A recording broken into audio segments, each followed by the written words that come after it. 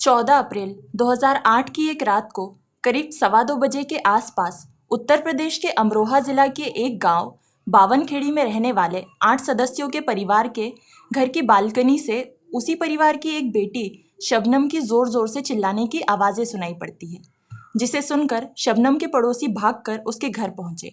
पर जब वो वहां पहुंचे तो घर का मेन गेट अंदर से बंद था और शबनम जोर जोर से बिलख रही थी, जिसके बाद उसे दरवाजा खोलने को कहा गया।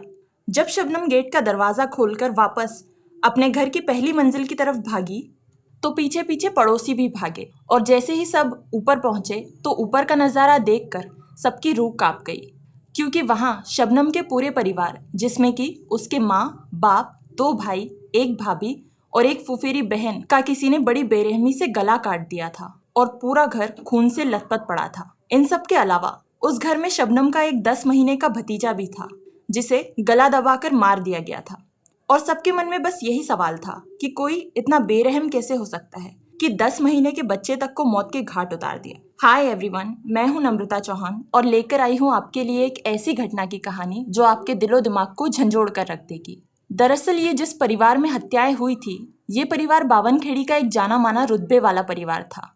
इस परिवार के मुखिया का नाम मास्टर शौकत अली, उनकी पत्नी का नाम हाशमी, बड़े बेटे का नाम अनीस और बड़ी बहू का नाम अंजुम था। इन दोनों का एक 10 महीने का बेटा भी था, जिसका नाम अर्श था। इसके अलावा मास्टर शौकत अली का एक छोटा बेटा जिसका नाम राशिद, छोटी बेटी जिसका नाम शबनम था और एक भांजी जो कि उन्हीं के साथ उन्हीं के परिवार में रहती थी, जिसका नाम राबिया था। इस परिवार में किसी भी चीज की कोई कमी नहीं थी। सभी लोग अच्छे खासे पढ़े लिखे थे। मास्टर शौकत अली सरकारी कॉलेज में लेक्चरर थे।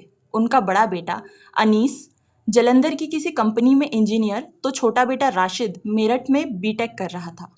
वही उनकी बेटी शबनम डबल एमए थी और एक प्राइमरी स्कूल में टीचर थी।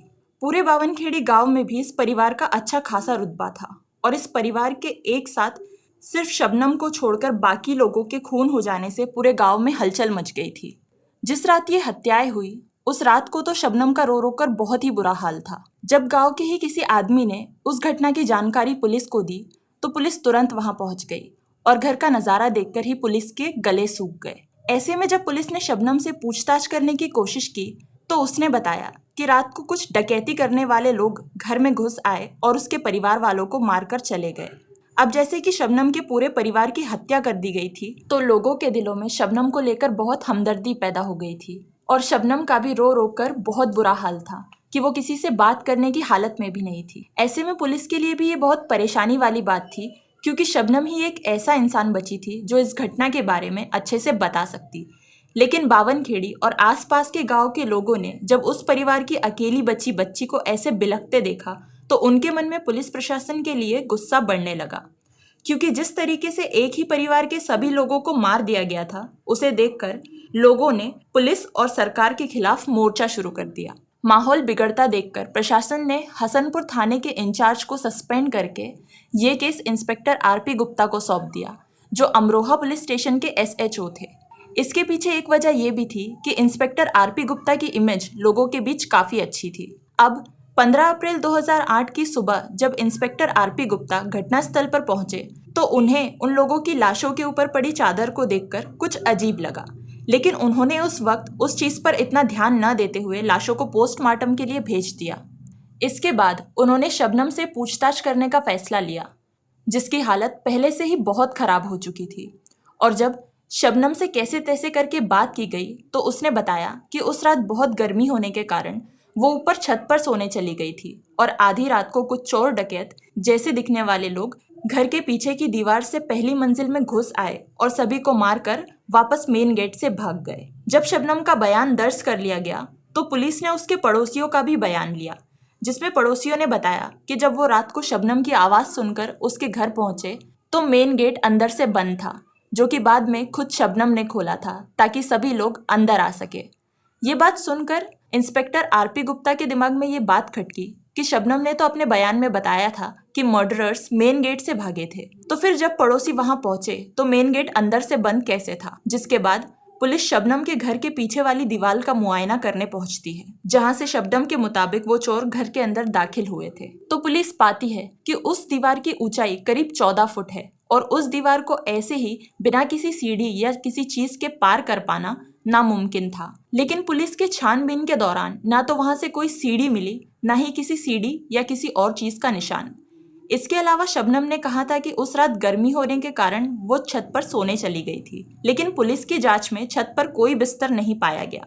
ये सारी जांच पड़ताल चल ही रही थी कि पोस्टमार्टम की रिपोर्ट भी आ जाती है, जिसमें यह पाया जाता है कि मरने वालों में से किसी ने भी मरने से पहले कोई हाथापाई नहीं की थी, ना ही उनके शरीर पर कोई और निशान पाए गए।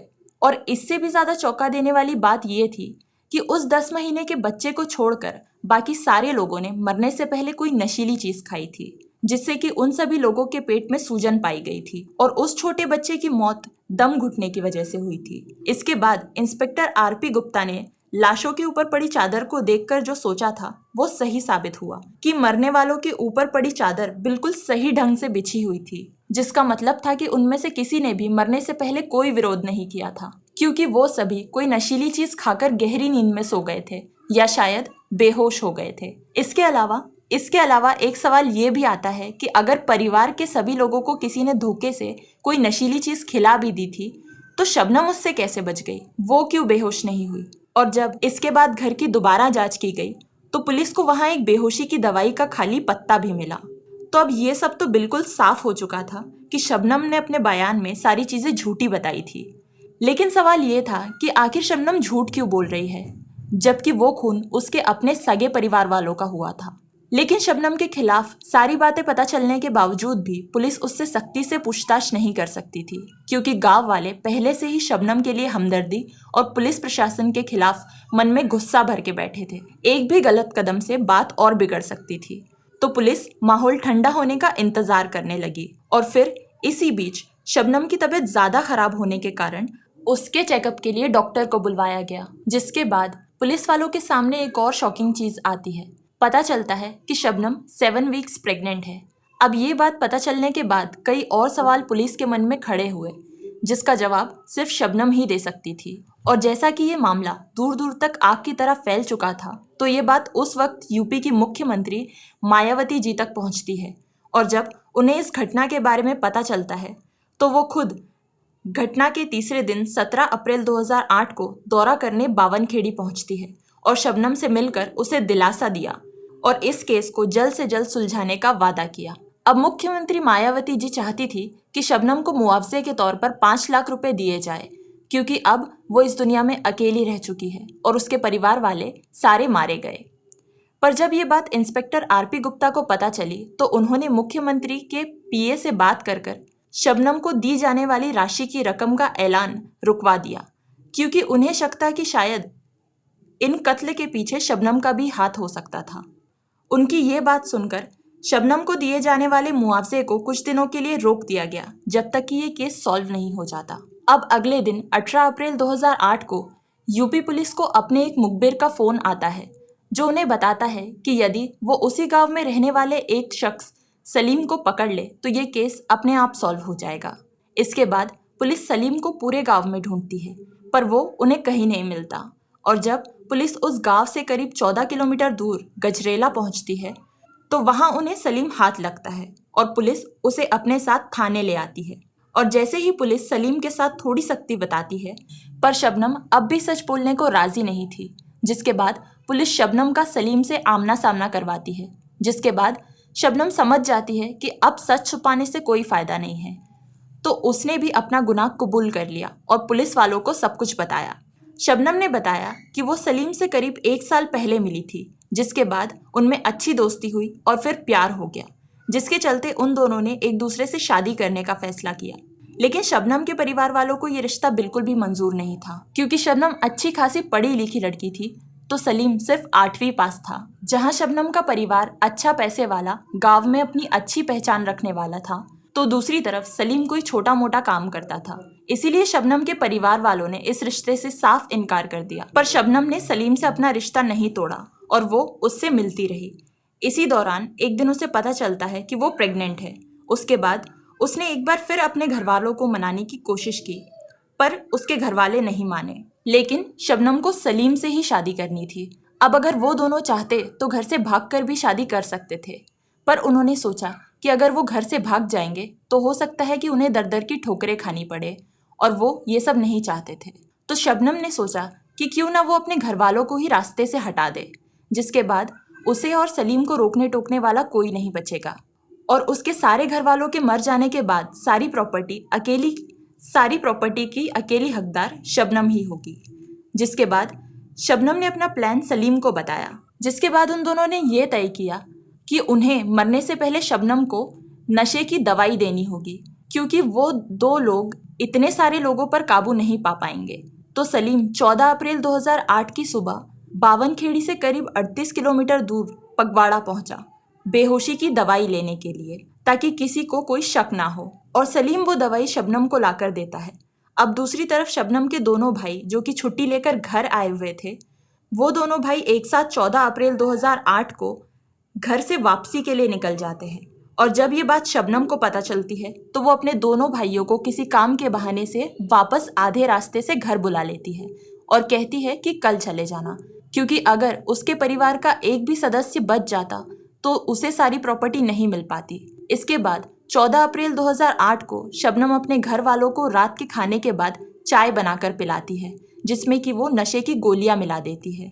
इसी बीच शबनम और सलीम की लगातार कॉल पर बात चल रही थी, और जब चाय पीने के बाद सभी लोग अपने बिस्तर पर बेहोश हो चुके थे तो शबनम सलीम को कॉल कर कर अपने घर के मेन गेट से अंदर बुला लेती है। और सलीम अपने साथ एक कुल्हाड़ी लेकर आता है, जिससे कि वो शबनम के परिवार का एक एक कर कत्ल कर देता है। और शबनम के 10 महीने के भतीजे को भी सलीम गला दबाकर मार देता है। इसके बाद दोनों अपने आप को साफ करते हैं और सलीम शबनम के घर से निकलकर कुल्हाड़ी को कहीं दूर तालाब में फेंकने चला जाता है। इधर जब शबनम अपने खून से सने कपड़े बदलने लगती है तो उसे वापस अपने भतीजे की रोने की आवाज सुनाई देती है। वो जब देखती है तो उसे पता चलता है कि उसका भतीजा अभी भी जिंदा है। तो वो वापस सलीम को फोन कर कर अपने घर बुलाती है, लेकिन इस बार सलीम उसके घर आने से साफ मना कर देता है और कहता है कि अब जो भी करना है वो तुम्हें ही करना होगा। तो शबनम अपने हाथों से अपने छोटे भतीजे का गला दबाकर उसे मार डालती है। शबनम के पूरे बयान के बाद पुलिस उन दोनों को गिरफ्तार कर लेती है, पर जैसे कि पुलिस के सामने दिया गया बयान कोई मायने नहीं रखता, तो पुलिस को अब शबनम और सलीम के खिलाफ कुछ सबूत इकट्ठे करने थे। तो पुलिस ने सबसे पहले सलीम की बताई गई तालाब से वो कुल्हाड़ी बरामद की और उन दोनों के खून से सने कपड़े और सलीम और शबनम के मोबाइल भी सबूत के तौर पर अपने पास जब्त कर लिए।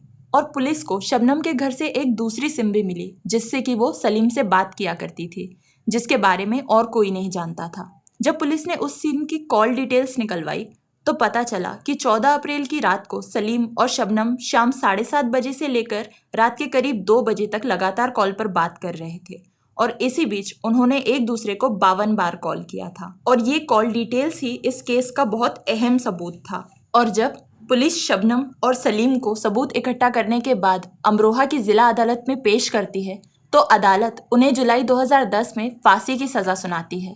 और उससे ठीक 8 महीने बाद शबनम जेल में ही एक बच्चे को जन्म देती है। और जेल के कानूनों के मुताबिक जब तक बच्चा 6 साल का नहीं हो जाता तब तक उसे उसकी माँ के साथ ही रखा जाता है। इसके बाद भी शबनम और सलीम अपनी फांसी की सजा को खारिज करवाने के लिए दूसरी अदालतों में अर्जी लगाते हैं, पर उनकी ये अर्जी ठुकरा दी जाती है और निचली अदालत का फैसला सही ठहराया जाता है। अब साल 2015 में शबनम के बच्चे की उम्र 6 साल से ज्यादा की हो चुकी थी और उस बच्चे को जेल में नहीं रखा जा सकता था। तो पुलिस उस बच्चे को गोद लेने के लिए एक इश्तिहार जाहिर करती है, जिसे देखकर उस्मान सैफी, जो कि शबनम का 2 साल जूनियर था, वो इस बच्चे को गोद लेने की इच्छा जाहिर करता है, क्योंकि शबनम ने उसकी कॉलेज में बहुत मदद की थी और कई बार उसकी कॉलेज की फीस भी वो भर दिया करती थी।